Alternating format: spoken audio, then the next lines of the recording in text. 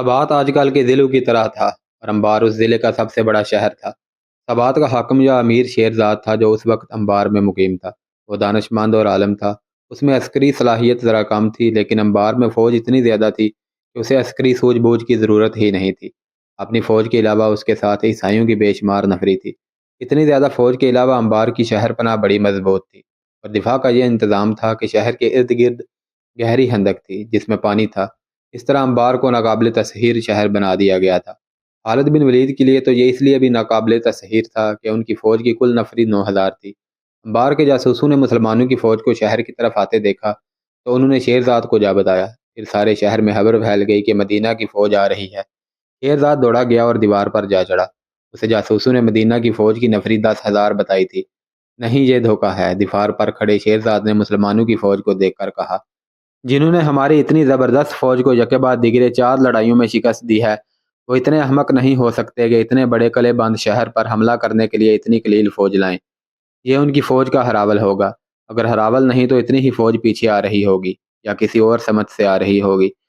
شہر کے لوگوں میں افراتفری مچ گئی تھی۔ انہوں نے مسلمانوں کے بڑے دہشت ناک قصے سنے تھے۔ انہوں نے اپنی شکست خوردہ فوج کے زخمیوں کو اور میدان جنگ سے بھاگ کر آنے والوں کو دیکھا تھا۔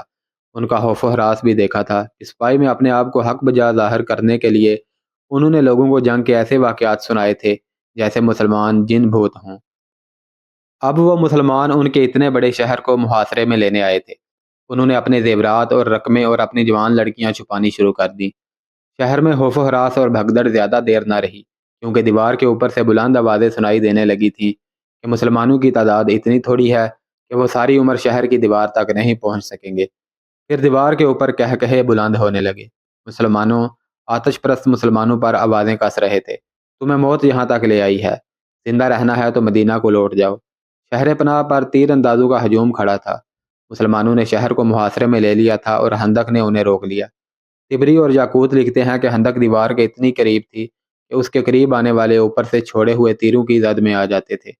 ایسا نہ ہوتا تو بھی خندق کو پھلانگنا ممکن نہ تھا۔ یہ بہت چوڑی تھی۔ تیر انداز مسلمانوں پر ہنس رہے تھے اور وہ ہزاروں کی تعداد میں دیوار پر یوں کھڑے تھے جیسے مسلمانوں کا تماشا دیکھ رہے ہوں۔ خدا کی قسم، خالد بن ولید نے بڑی بلند آواز سے کہا، یہ لوگ نہیں جانتے جنگ کیا ہے اور کس طرح لڑی جاتی ہے۔ مورخ لکھتے ہیں کہ انبار ہر لحاظ سے ناقابل تسخیر تھا، لیکن خالد بن ولید کے چہرے پر پریشانی کا ہلکا سا بھی تاثر نہیں تھا۔ وہ پرسکون تھے۔ رات کو انہوں نے اپنے خیمے میں اپنے سالاروں کو یقین دلایا کہ فتح انہیں کی ہوگی، لیکن قربانی بہت دینی پڑے گی۔ انہیں صرف یہ بات فتح کی امید دلا رہی تھی کہ شہر کی دیوار اتنی اونچی نہیں تھی جتنی قلعوں کی ہوا کرتی ہے۔ صبح طلوع ہوتے ہی خالد بن ولید گھوڑے پر سوار ہوئے اور شہر کے ارد گرد گھوڑا دوڑانے لگے۔ وہ دیوار اور خندق کا جائزہ لے رہے تھے۔ انہوں نے اپنے سالاروں سے کہا کہ انہیں 1,000 ایسے تیر اندازوں کی ضرورت ہے جنہیں اپنے نشانے پر پورا اعتماد ہو اور جن کے بازوؤں میں اتنی طاقت ہو کہ کمانوں کو کھینچیں تو کمانیں دوہری ہو جائیں اور عام تیر اندازوں کی نسبت ان کے تیر بہت دور جائیں۔ جلدی، خالد نے کہا، بہت جلدی، ہمیں شام تک اس شہر میں داخل ہونا ہے۔ تھوڑی سی دیر میں 1,000 تیر انداز آ گئے۔ یہ چنے ہوئے تھے اور سب کے سب جوان اور بڑے مضبوط جسموں والے تھے۔ تم سب خندق تک اس طرح ٹہلتے ہوئے جاؤ کہ کمانیں تمہارے ہاتھوں میں لٹک رہی ہوں۔ خالد بن ولید نے کہا، ایسا لگے کہ تم ٹہلتے ٹہلتے خندق کے قریب چلے گئے ہو۔ یوں ہی خندق کے قریب جاؤ، نہایت تیزی سے ترکشوں سے تیر نکالو، کمانوں میں ڈالو اور دیوار پر کھڑے دشمن کے تیر اندازوں کی آنکھوں کا نشانہ لے کر تیر چلاؤ، پیشتر اس کے کہ وہ جان سکے کہ یہ کیا ہو گیا ہے۔ ایک ایک اس کے بعد پھر ایک ایک تیر چلاؤ۔ مورخ طبری کے مطابق خالد بن ولید نے حکم دیا تھا، صرف آنکھیں۔ 1,000 تیر انداز خالد بن ولید کے حکم کے عین مطابق آہستہ آہستہ خندق تک گئے۔ دیوار پر دشمن کے سپاہی ہنس رہے تھے اور بے پرواہی سے کھڑے تھے۔ انہیں مسلمانوں کا کوئی ارادہ نظر نہیں آ رہا تھا کہ وہ خندق کو پھلانگنے کی کوشش کریں گے۔ خندق کے قریب پہنچ کر ان 1,000 تیر اندازوں نے اوپر دیکھا، ادھر ادھر دیکھا، خندق میں دیکھا اور احمقوں کی سی حرکتیں کی۔ آتش پرستوں کے تیر اندازوں نے ان پر تیر چلانے کی ضرورت محسوس نہ کی، حالانکہ مسلمان تیر انداز ان کی زد میں تھے۔ اچانک مسلمان تیر اندازوں نے ترکشوں میں سے ایک ایک تیر نکالا، پلک جھپکتے تیر کمانوں میں ڈالے، کمانے آگے رکھ کے دشمن کی آنکھوں کے نشانے لیے اور تیر چھوڑ دیے۔ 1,000 تیر بیشتر آتش پرستوں کے تیر اندازوں کی ایک ایک آنکھ میں اتر گئے۔ بعد میں مسلمان تیر اندازوں نے 1,000 تیر چھوڑے، پھر 1,000، اور یہ کہنا صحیح نہیں ہو سکتا کہ مسلمانوں کا کوئی بھی تیر ہتا نہیں گیا۔ تاریخوں میں لکھا ہے کہ زیادہ تر تیر دشمن کی آنکھوں میں لگے اور شہر میں یہ خبر تیز ہوا کی طرح پھیل گئی، ہمارے سینکڑوں سپاہیوں کی آنکھیں ضائع ہو گئی ہیں۔ اب ان سینکڑوں سپاہیوں کو شہر پناہ سے اتارا گیا تو شہر کے لوگوں نے ہر ایک کی ایک ایک آنکھ میں تیر اترا ہوا اور ان زخمیوں کو کربناک آہوزاری کرتے دیکھا۔ مسلمانوں کی طرف سے 3,000 تیر اتنی تیزی سے چلے کہ آتش پرست اپنے آپ کو بچا ہی نہ سکے، اور تیر جن کی آنکھوں میں نہ لگے ان کے چہروں میں اتر گئے۔ کیونکہ فارس کے یہ سپاہی اور ان کی مدد کو آئے ہوئے عیسائی شہر پناہ پر گھنے ہجوم کی طرح کھڑے تھے، اس لیے کوئی تیر ضائع نہ گیا ہوگا۔ تیر نے ایک ایک آدمی کو زخمی کیا۔ انبار کے محاصرے کو ذات العیون یعنی آنکھوں کی تکلیف بھی کہا جاتا رہا ہے۔ مسلمانوں کے اس وار نے شہر کے لوگوں پر ہی نہیں، فارس کی فوج پر بھی خوف طاری کر دیا۔ مسلمانوں نے تو جادو کا کرتب دکھا دیا تھا۔ سبات کا آتش پرست حاکم شیرزاد دانش مند اور دور اندیش آدمی تھا۔ اس نے بھانپ لیا کہ اس کی فوج میں جو لڑنے کا جذبہ موجود تھا وہ مان پڑ گیا ہے۔ اسے یہ بھی احساس تھا کہ اس کی فوج پہلی شکستوں کی بھی ڈری ہوئی ہے۔ چنانچہ مزید قتل و غارت کو روکنے کے لیے اس نے خالد بن ولید سے صلح کرنے کا فیصلہ کر لیا۔ اس نے 2 امراء کو قلعے کے باہر بھیجا۔ خندق کے قریب آ کر ان 2 امیروں نے مسلمانوں سے پوچھا کہ ان کا سالار اعلیٰ کہاں ہے۔ خالد بن ولید کو اطلاع ملی تو وہ آ گئے۔ ہمارے امیر شیرزاد نے ہمیں بھیجا ہے۔ شیرزاد کے بھیجے ہوئے 2 آدمیوں میں سے ایک نے خالد بن ولید سے کہا، ہم آپ سے صلح کرنا چاہتے ہیں، لیکن ایسی شرائط پر جو ہمارے لیے قابل قبول ہوں۔ اگر صلح ہو جائے تو شیرزاد اپنی فوج کو ساتھ لے کر انبار سے چلا جائے گا۔ شیرزاد سے کہو کہ شرطیں منوانے کا وقت گزر گیا ہے۔ خالد بن ولید نے کہا، اب شرطیں ہماری ہوں گی اور تم لوگ ہتھیار ڈالو گے۔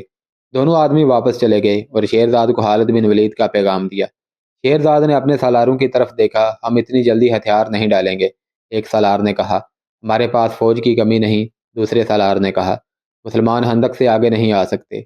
شیرزاد نے سر ہلایا۔ یہ اشارہ ایسا تھا جس سے پتہ نہیں چلتا کہ وہ شہر کا دفاع جاری رکھنا چاہتا ہے یا خالد بن ولید کے پیغام پر غور کر کے کوئی اور فیصلہ کرنا چاہتا ہے۔ اس کے سالاروں نے اس کے اشارے کو جنگ جاری رکھنے کا حکم سمجھا اور وہ شہر پناہ پر آ گئے۔ 1,000 مسلمان تیر انداز جنہوں نے انبار کے 2,000 سے زائد سپاہیوں کی آنکھیں نکال دی تھی پیچھے ہٹ گئے۔ خالد بن ولید نے شہر کے ارد گرد ایک اور چکر لگایا۔ اب وہ صرف خندق کو دیکھ رہے تھے۔ انہوں نے خندق پار کرنے کا تہیہ کر لیا تھا۔ ایک جگہ خندق کی چوڑائی کم تھی، لیکن اتنی کم نہیں تھی کہ دور سے گھوڑا دوڑاتے لاتے اور وہ خندق پھاند جاتا۔ خالد بن ولید کے دماغ میں ایک طریقہ آ گیا۔ انہوں نے حکم دیا کہ اپنی فوج کے ساتھ جتنے اونٹ کمزور یا بیمار ہو گئے ہیں انہیں آگے لے آؤ۔ ایسے بہت سے اونٹ تھے جو پورا سامان اٹھانے کے قابل نہیں رہے تھے۔ خالد بن ولید کے حکم سے ان اونٹوں کو ذبح کر کے خندق میں اس جگہ پھینکتے گئے جہاں خندق کم چوڑی تھی۔ اتنے اونٹ ذبح کر کے خندق میں ترتیب سے پھینک دیے گئے کہ ایک پل بن گیا۔ اللہ نے تمہارے لیے گوشت اور ہڈیوں کا پل بنا دیا ہے۔ خالد بن ولید نے بلند آواز سے کہا، اب ہم خندق کے پار جا سکتے ہیں۔ اونٹوں کا یہ پل ہموار نہیں تھا، ان کے ڈھیر پر چلنا خطرناک تھا، پاؤں پھسلتے تھے لیکن گزرنا بڑی تیزی سے تھا۔ اشارہ ملتے ہی پیادہ مجاہدین کودتے پھلانگتے اس عجیب پل سے گزرنے لگے۔ چند ایک مجاہدین پھسلے اور گرے اور وہ پانی سے نکل کر اونٹوں کی ٹانگیں گردنیں وغیرہ پکڑتے اوپر آ گئے۔ شہر پناہ سے دشمن کے تیر اندازوں نے تیروں کا می برسا دیا۔ ادھر آنکھیں پھوڑنے والے مسلمان تیر اندازوں نے بڑی تیزی اور مہارت سے تیر اندازی جاری رکھی۔ اب ان کی تعداد 1,000 نہیں، خاصی زیادہ تھی۔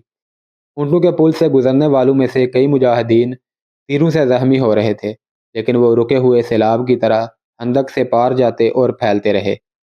مورخوں نے لکھا ہے کہ مسلمانوں کا یہ اقدام غیر معمولی طور پر دلیرانہ تھا۔ وہ زخمی تو ہوئے، شہید بھی ہوئے، لیکن انبار کی فوج پر اس اقدام کا جو اثر ہوا وہ اس کے سپاہیوں کے لڑنے کے جذبے کے لیے مہلک ثابت ہو رہا تھا۔ ان پر مسلمانوں کی دہشت پہلے ہی غالب تھی۔ اب انہوں نے مسلمانوں کا یہ عجیب طریقہ دیکھا کہ اپنے اونٹ ذبح کر کے پل بنا دیا اور تیروں کی بوچھاڑوں میں اس پل سے گزرنے لگے تو دیوار سے برسنے والے تیروں میں کمی آ گئی۔ دشمن کے تیر انداز زخمی ہو کر کم ہو رہے تھے اور ان میں بھگدڑ کی کیفیت بھی پیدا ہو گئی تھی۔ خندق پھلانگنے والا صرف ایک دستہ تھا۔ اس دستے کا جوش و خروش اس وجہ سے بھی زیادہ تھا کہ خود خالد بن ولید ان کے ساتھ تھے اور سب سے پہلے مرے ہوئے اونٹوں پر سے گزرنے والے خالد بن ولید رضی اللہ تعالیٰ عنہ تھے۔ تیر ان کے دائیں بائیں سے گزر رہے تھے اور ان کے قدموں میں زمین میں لگ رہے تھے، مگر خالد بن ولید یوں بے پرواہ تھے جیسے ان پر بارش کے قطرے گر رہے ہوں۔ اللہ اکبر کے نعروں کی گرج تھی اور اس کی گرج میں اللہ کی رحمت اور برکت تھی۔ شہر کے لوگوں کا یہ عالم تھا کہ بھاگتے دوڑتے پھر رہے تھے۔ شہر پناہ سے ان کے زخمی سپاہیوں کو اتارتے تھے تو لوگ ان کی گردنوں میں، چہروں میں اور سینوں میں ایک ایک، دو دو اور تین تین تیر اترے ہوئے دیکھتے تھے۔ زخمیوں کی تعداد بڑھتی جا رہی تھی اور شہر میں خوف و ہراس زیادہ ہوتا جا رہا تھا۔ لوگوں نے چلانا شروع کر دیا، سمجھوتا کر لو، صلح کر لو، دروازے کھول دو۔ شیرزاد کے لیے صورتحال بڑی تکلیف دہ تھی۔ وہ دانشمند آدمی تھا، اس نے جب لوگوں کی آہوزاری سنی اور جب بچوں اور عورتوں کو خوف کی حالت میں پناہوں کی تلاش میں بھاگتے دوڑتے دیکھا تو اسے احساس ہوا کہ یہ معصوم بے گناہ مارے جائیں گے۔ انہیں بچانے کا اس کے پاس ایک ہی ذریعہ تھا کہ ہتھیار ڈال دے۔ اس نے اپنے سالار اعلیٰ کو بلا کر کہا کہ وہ مزید خون خرابہ روکنا چاہتا ہے۔ نہیں، سالار اعلیٰ نے کہا، ابھی کوئی فیصلہ نہ کریں، مجھے ایک کوشش کر لینے دے۔ شیرزاد خاموش رہا۔ سالار اعلیٰ شہر پناہ کے اوپر اپنی سپاہ کی کیفیت دیکھ رہا تھا جو بڑی تیزی سے محدود ہوتی چلی جا رہی تھی۔ اس نے یہ بھی دیکھ لیا تھا کہ مسلمان خندق عبور کر رہے ہیں۔ اس نے ایک جرأت مندانہ فیصلہ کیا۔ اس نے ایک دستہ چنے ہوئے سپاہیوں کا تیار کیا اور قلعے کا دروازہ کھول کر اس دستے کو باہر لے آیا۔ اس دستے نے ان مسلمانوں پر حملہ بول دیا جو خندق عبور کر آئے تھے۔ خندق کے دوسرے کنارے کھڑے مسلمانوں نے دشمن کے اس دستے پر تیر چلانے شروع کر دیے۔ اس دستے کا مقابلہ مسلمانوں کے ایسے دستے کے ساتھ تھا جس کے قائد خالد بن ولید تھے۔ مسلمانوں کے تیروں کی بوچھاڑوں سے آتش پرستوں کے دستوں کی ترتیب اور یکسوئی ختم ہو گئی۔ خالد بن ولید نے اس دستے کو اس طرح لیا کہ اپنے دستے کو دیوار کی طرح رکھا تاکہ خندق کی طرف سے مسلمان تیر انداز دشمن پر تیر برساتے رہیں۔ خالد بن ولید اس دستے کو خندق کی طرف دھکیلنا چاہتے تھے۔ گھمسان کا مارکا ہوا، آتش پرستوں کے کئی سپاہی خندق میں گرے اور باقیوں کے قدم اکھڑ گئے۔ اس دستے کے سالار نے اس ڈر سے دروازہ بند کرا دیا کہ مسلمان اندر آ جائیں گے۔ دروازہ بند ہوتے ہوتے دشمن کے اس دستے کے بچے کھچے سپاہی بھاگ کر اندر چلے گئے۔ خالد بن ولید شہر پناہ کا جائزہ لینے لگے۔ وہ مجاہدین کو اس دیوار پر چڑھانا چاہتے تھے جو آسان نظر نہیں آتا تھا۔ انہیں معلوم نہ تھا کہ دیوار کی دوسری طرف ایرانی فوج اور شہر کے لوگوں کی حالت کیا ہو چکی ہے۔ قلعے کا دروازہ ایک بار کھلا۔ اب دروازے میں صرف ایک آدمی نمودار ہوا۔ اس کے پیچھے دروازہ بند ہو گیا۔ اس نے ہاتھ اوپر کر کے بلند آواز سے کہا کہ وہ شہر کا ایلچی ہے اور صلح کی بات کرنے نکلا ہے۔ اس کے ساتھ ہی شہر پناہ سے تیر برسنے بند ہو گئے۔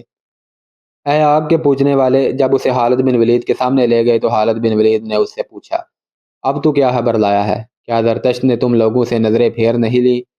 کیا اب بھی تم لوگ اللہ کو نہیں مانو گے؟ اے اہل مدینہ، میں کسی اور سوال کا جواب نہیں دے سکتا، ایلچی نے کہا۔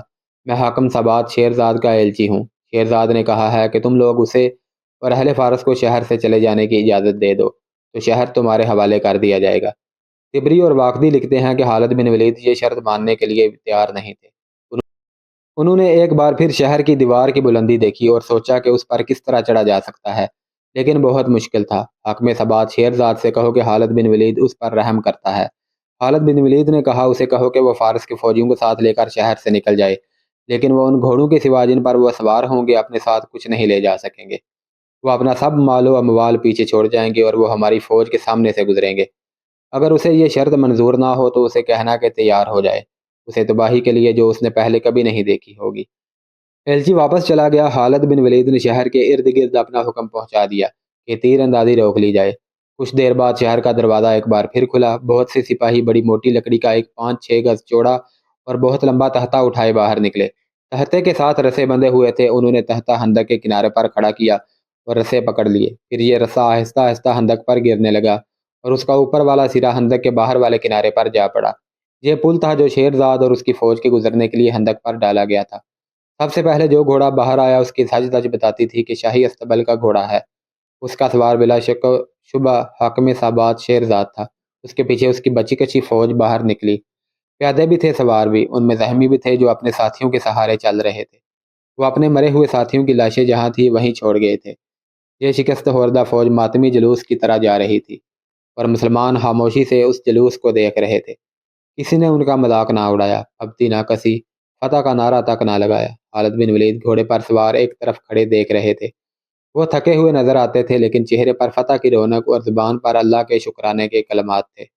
جب آخری سپاہی بھی نکل گیا تو خالد بن ولید مجاہدین کے آگے آگے شہر کے دروازے میں داخل ہوئے۔ آگے شہر کے امراء اور رؤساء دست بستہ کھڑے تھے۔ شہر کے لوگوں کا شور و غل سنائی دے رہا تھا۔ اس طرح کی آوازیں سنائی دے رہی تھی، وہ آ گئے ہیں، مسلمان آ گئے ہیں، بھاگو چھپ جاؤ۔ خالد بن ولید گھوڑے سے اترے۔ انبار کے امراء وغیرہ نے انہیں تحفے پیش کیے۔ شہر کے لوگ ہم سے کیوں ڈر رہے ہیں؟ خالد بن ولید نے امراء سے کہا، انہیں کہو ان پر کوئی الزام نہیں، ہم نے اس شہر کو فتح کیا ہے، شہر کے لوگوں کو نہیں۔ انہیں کہو کہ ہم امن اور دوستی لے کر آئے ہیں۔ ہم جزیہ ضرور لیں گے لیکن بلا وجہ کسی کی جان نہیں لیں گے۔ ہم کسی کی بیٹی پر اپنا حق نہیں جتائیں گے، کسی کے مال و دولت کو ہاتھ نہیں لگائیں گے۔ ہم صرف ان کے مال و موال کو اپنے قبضے میں لیں گے جو ہم سے شکست کھا کر چلے گئے ہیں۔ جاؤ لوگوں کو ہماری طرف سے امن اور سکون کا پیغام دو۔ خالد بن ولید نے اپنی فوج کو ایک حکم تو یہ دیا کہ جو لوگ ان کے خلاف لڑ کر چلے گئے ہیں ان کے گھروں سے قیمتی سامان اٹھا کر ایک جگہ اکٹھا کر لیا جائے، اور دوسرا حکم یہ کہ شہر میں گھوم پھر کر یہاں کے لوگوں کو دوستی اور امن کا تاثر دیا جائے، اور یہ بھی کہ لوٹ مار نہیں ہوگی۔ شہر پناہ پر گدھ اتر رہے تھے، وہاں آتش پرست سپاہیوں کی لاشیں پڑی تھیں، شدید زخمی بے ہوشی کی حالت میں ادھر ادھر پڑے ہوئے تھے، شہر کی فضا میں موت کی بو تھی۔ خالد بن ولید اس مکان میں گئے جس میں شیرزاد رہتا تھا۔ وہ تو محل تھا، دنیا کی کون سی آسائش و زیبائش تھی جو اس محل میں نہیں تھی۔ خالد بن ولید جو زمین پر سونے کے عادی تھے حیران ہو رہے تھے کہ ایک انسان نے اپنے آپ کو دوسروں سے برتر سمجھنے کے لیے کتنی دولت خرچ کی ہے۔ خالد بن ولید نے حکم دیا کہ بیش قیمت اشیاء کو مال غنیمت میں شامل کر لیا جائے اور خزانہ ڈھونڈا جائے۔ خزانہ ملتے دیر نہ لگی، اس میں سونے اور ہیرے جواہرات کے انبار لگے ہوئے تھے۔ ارد گرد کے قبیلوں کے سردار اطاعت قبول کرنے کے لیے خالد بن ولید کے پاس آنے لگے۔ خالد بن ولید نے جزیہ کی رقم مقرر کر کے اس کی وصولی کا حکم دیا۔ اس دوران جاسوس نے آ کر بتایا کہ فارس کی فوج عین التمر میں اکٹھی ہو رہی ہے اور اب مقابلہ بڑا سخت ہوگا۔ مدائن میں آتش پرست شہنشاہت کا محل اسی طرح کھڑا تھا جس طرح اپنے شہنشاہوں کی زندگی میں کھڑا رہتا تھا۔ یہ کسریٰ کا وہ محل تھا جسے جنگی طاقت کی علامت سمجھا جاتا تھا۔ اس کے باہر والے دروازے کے دائیں بائیں دو ببر شیر بیٹھے رہتے تھے۔ یہ کسریٰ کی ہیبت اور دہشت کی علامت تھے، لیکن یہ گوشت پوست کے نہیں پتھروں کے تراشے ہوئے مجسمے تھے۔ ان مجسموں اور محل کے درمیان ایک مینار کھڑا تھا جو اوپر سے گول اور مینار کی گولائی سے زیادہ بڑا تھا۔ اس جگہ الاؤ ہر وقت دہکتا رہتا تھا۔ جب یہ مینار تعمیر ہوا تھا اس کے اوپر پرہتوں نے یہ آگ جلائی تھی، کئی نسلیں پیدا ہوئیں اور اگلی نسلوں کو جنم دے کر دنیا سے رخصت ہو گئیں۔ یہ الاؤ دہکتا رہا، اس سے اٹھتا ہوا دھواں محل کی فضا میں یوں منڈلاتا رہتا تھا جیسے زرتشت نے اس محل کو اپنی پناہ میں لے رکھا ہو۔ الاؤ اب بھی دہک رہا تھا، اس کا دھواں اب بھی کسریٰ کے محل کی فضا میں منڈلا رہا تھا، لیکن ایسے لگتا تھا جیسے یہ دھواں محل کو پناہ میں لینے کی بجائے خود پناہ ڈھونڈ رہا ہو۔ محل جو دوسروں کے لیے کبھی ہیبت کا نشان تھا اب خود اس پر ہیبت طاری تھی۔ اس کی شان و شوکت پہلے جیسی ہی لگتی تھی، جاہ و جلال بھی پہلے جیسا تھا، مگر اس کے مکین اب صاف طور پر محسوس کرنے لگے تھے کہ اس محل پر آسیب کا اثر ہو گیا ہے۔ موت کی دبی دبی ہنسی کی سس سس دن رات سنائی دیتی تھی۔ ایک غیبی ہاتھ کسریٰ کے زوال کی داستان اس کے خاندان کے خون سے لکھ رہا تھا۔ کہاں وہ وقت کے اس تحت سے دوسروں کی موت کے پروانے جاری ہوتے تھے، کہاں یہ وقت کے ارد شیر کے مرنے کے بعد اس تحت پر جو بیٹھتا تھا وہ پراسرار طور پر قتل ہو جاتا تھا۔ دو چار سالار جو فارس کی لرزتی ہوئی ڈولتی ہوئی عمارت کو کچھ دیر اور تھامے رکھنے کی کوشش کر رہے تھے۔ ایران کی نوخیز حسینائیں اب بھی اس محل میں موجود تھی، مگر رقص کی ادائیں نہیں تھی۔ ساز خاموش تھے، نغمے چپ تھے، شراب کی بو پہلے کی طرح موجود تھی، مگر اس میں خون کی بو شامل ہو گئی تھی۔ پہلے یہاں عیش و عشرت کے لیے شراب پی جاتی تھی، اب اپنے آپ کو فریب دینے کے لیے اور تلخ حقائق سے فرار کی خاطر جام پر جام چڑھائے جا رہے تھے۔ اب مدائن کا محل تحت و تاج کے حصول کا میدان جنگ بن گیا تھا۔ در پردہ جوڑ توڑ ہو رہے تھے۔ اسی محل سے خالد بن ولید اور ان کی سپاہ پر طنز کے یہ تیر چلے تھے کہ عرب کے بدوؤں اور لٹیروں کو فارس کی شہنشاہی میں قدم رکھنے کی جرأت کیسے ہوئی؟ وہ کبھی واپس نہ جانے کے لیے آئے ہیں، انہیں موت یہاں لے آئی ہے، مگر اب فارسیوں کو خود اپنی شہنشاہی میں قدم جمائے رکھنے کی جرأت نہیں ہو رہی تھی۔ دوسروں پر دہشت طاری کرنے والے تحت و تاج پر خالد بن ولید کی اور مدینہ کے مجاہدین کی دہشت طاری ہو گئی تھی۔ مدائن میں اب شکست اور پسپائی کے سوا کوئی خبر نہیں آتی تھی۔ ایک روز مدائن میں آتش پرستوں کو اپنی ایک اور شکست کی خبر ملی۔ خبر لانے والا کوئی قاصد نہیں بلکہ حاکم ثبات شیرزاد تھا، اور اس کے ساتھ اس کی شکست خوردہ فوج کے بے شمار سپاہی تھے۔ ان کے استقبال کسریٰ کے نامور سالار بہمن جاذبیہ نے کیا۔ ان کی حالت دیکھ کر ہی وہ جان گیا کہ وہ بہت بری شکست کھا کر آئے ہیں۔ شیرزاد بہمن جاذبیہ نے کہا، تمہارے پاس ہتھیار بھی نہیں، میں تم سے کیا پوچھوں؟ تمہیں پوچھنا بھی نہیں چاہیے۔ شیرزاد نے تھکی ہاری آواز میں کہا، تم بھی تو ان سے لڑے تھے، کیا تم پسپا نہیں ہوئے تھے؟ کیا تم قلعہ بند نہیں تھے؟ بہمن جاذبیہ نے کہا، قلعے کے ارد گرد خندق تھی، مسلمان اڑ تو نہیں سکتے، اتنی چوڑی خندق انہوں نے کیسے عبور کر لی؟ شیرزاد نے اسے تفصیل سے بتایا کہ مسلمانوں نے اسے کس طرح شکست دی ہے۔ میرا سالار نااہل اور بزدل نکلے، شیرزاد نے کہا، اور مجھ سے یہ بھی غلطی ہوئی کہ میں نے عیسائیوں پر بھروسہ کیا۔ مجھے بتایا گیا تھا کہ یہ زبردست لڑاکے ہیں، لیکن انہیں معلوم نہیں کہ لڑائی ہوتی کیا ہے۔ تم شاید یہ نہیں دیکھ رہے کہ تم پسپا ہو کر مسلمانوں کو اپنے پیچھے لا رہے ہو۔ بہمن جاذبیہ نے کہا، اور تمہیں یہ نہیں معلوم کہ مدائن میں کیا ہو رہا ہے؟ شاہی خاندان تحت کی وراثت پر آپس میں لہو لہان ہو رہا ہے۔ فارس کی آبرو کے محافظ ہم 4 سالار رہ گئے ہیں، اور جب تخت سالاروں کی تحویل میں آ جائے گا تو وہ شاہی خاندان کی طرح ایک دوسرے کے دشمن ہو جائیں گے، شیرزاد نے کہا، اور رازداری کے لہجے میں کہنے لگا، کیا تم ابھی تک محسوس نہیں کر سکے کہ فارس کی شہنشاہی کا زوال شروع ہو چکا ہے؟ کیا ہمارا سورج ڈوب نہیں رہا؟ شیرزاد بہمن جازویہ نے کہا، اس حلف کو نہ بھولو جو ہم نے زرتشت کے نام پر اٹھایا تھا کہ ہم فارس کو دشمن سے بچانے کے لیے اپنی جانیں قربان کر دیں گے۔ تم نے غلطی کی ہے جو یہاں چلے آئے ہو۔ کہاں جاتا ہے عین التمر؟ بہمن جازویہ نے کہا، عین التمر ابھی محفوظ ہے، بلکہ یہ ہمارا ایک محفوظ اڈا ہے۔ قلعہ دار مہران بن بہرام لڑنا اور لڑانا جانتا ہے، اطلاع ملی ہے کہ اس نے چند ایک بدوی قبیلوں کو بھی عین التمر میں اکٹھا کر لیا ہے۔ اگر مسلمانوں نے ادھر رخ کیا تو ایسے ہی ہوگا جیسے وہ پہاڑ سے ٹکرائے ہوں، ان میں پسپا ہونے کی بھی ہمت نہیں ہوگی۔ وہ مسلسل لڑتے آ رہے ہیں، وہ جنات تو نہیں آخر انسان ہے، ان میں پہلے والا دم ہم نہیں رہا۔ لیکن میں نے انہیں تازہ دم پایا ہے، شیرزاد نے کہا، میں نے ان میں تھکن اور کم ہمتی کے کوئی آثار نہیں دیکھے۔ اور بہمن، مجھے شک ہوتا ہے جیسے وہ نشے میں بدمست تھے۔ ایسی بے جگری سے وہی لڑ سکتا ہے جس نے کوئی نشہ پی رکھا ہو۔ میں یہ نہیں کہوں گا کہ ان کا عقیدہ صحیح ہے، بہمن جازویہ نے کہا، لیکن میں یہ ضرور کہوں گا کہ ان پر اپنے عقیدے کا نشہ طاری ہے۔ ہم اپنی سپاہ میں یہ ذہنی کیفیت پیدا نہیں کر سکتے۔ تم کہہ رہے تھے کہ مجھے عین التمر چلے جانا چاہیے تھا، شیرزاد نے کہا، کیا یہ بہتر نہیں ہوگا کہ میں تمہارے ساتھ رہوں اور اپنی سپاہ کو منظم کر لیں، پھر مسلمانوں پر جوابی حملے کی تیاری کریں؟ اب تمہارا عین التمر جانا بھی ٹھیک نہیں، بہمن جازویہ نے کہا، ہمیں سوچ سمجھ کر قدم اٹھانا پڑے گا۔ عین التمر انبار کے جنوب میں فرات کے مشرقی کنارے سے کئی میل دور ہٹ کر انبار کی طرح ایک بڑا تجارتی مرکز ہوا کرتا تھا۔ آج صرف ایک چشمہ اس کی نشانی رہ گیا ہے۔ اس زمانے میں اس شہر کا تجارتی رابطہ دنیا کے چند ایک دوسرے ملکوں کے ساتھ بھی تھا۔ قلعہ مضبوط اور شاندار تھا، وہاں کا حاکم اور قلعہ دار ایک فارسی سالار مہراں بن بہرام چوبین تھا۔ مہراں دیکھ رہا تھا کہ مسلمان فارس کی فوج کو ہر میدان میں شکست دیتے آ رہے ہیں، اور جو قلعہ ان کے راستے میں آتا ہے وہ ریت کا گھروندہ ثابت ہوتا ہے۔ اس نے تہیہ کر لیا تھا کہ مسلمانوں کو شکست دے کر فارس کی تاریخ میں نام پیدا کرے گا۔